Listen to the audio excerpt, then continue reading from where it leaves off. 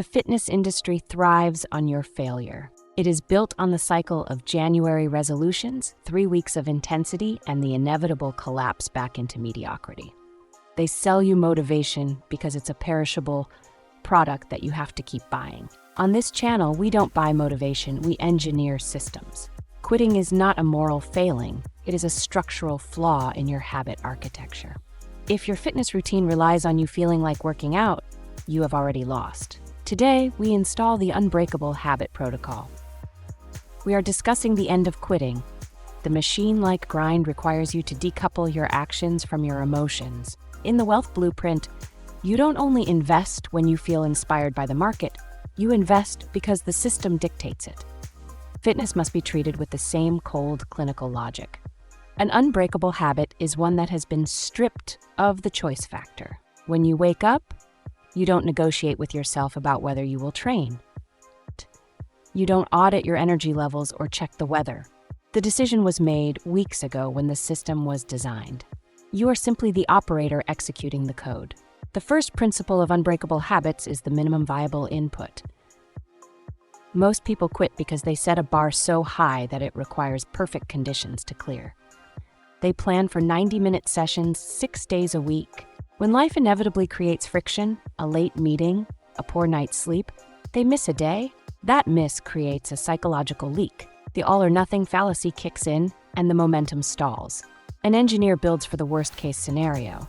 You must define a floor for your habits, a version of the workout so small it is impossible to fail. 10 minutes of movement, 1 set of push-ups. This keeps the momentum alive even when the intensity is low. You never miss, you only scale. Next, we address identity anchoring. You don't go to the gym. You are a person who trains. There is a fundamental difference between a task and an identity. A task is something you can quit. An identity is who you are. To build unbreakable habits, you must shift your internal narrative from "I am trying to get fit" to "I am an athlete in training." Athletes don't quit when it gets hard.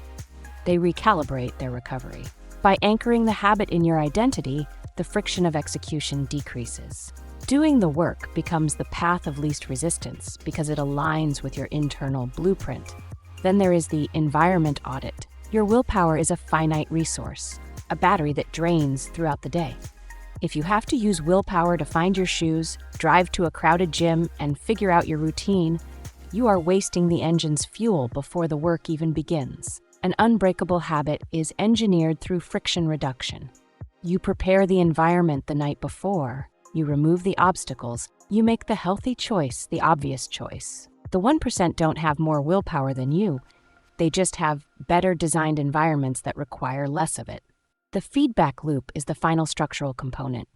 The brain is wired for immediate rewards, but fitness provides delayed results.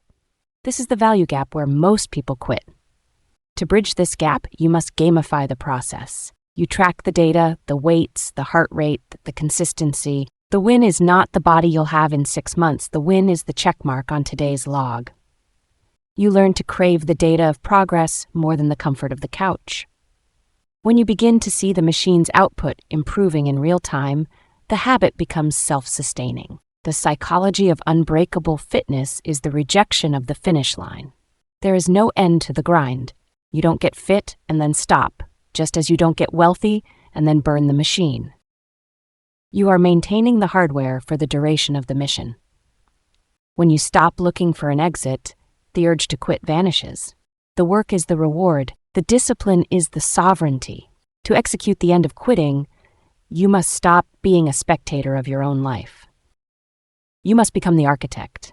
You build the floor, you anchor the identity, and you optimize the environment. You stop waiting for a spark and start relying on the engine. Build the system. Anchor the identity. Never quit. Consistency is the only metric that matters. Are you building a system or are you just making excuses? If you're ready to stop the cycle of quitting and start engineering unbreakable strength, subscribe. The hardware is being upgraded. We will see you in the next deep dive.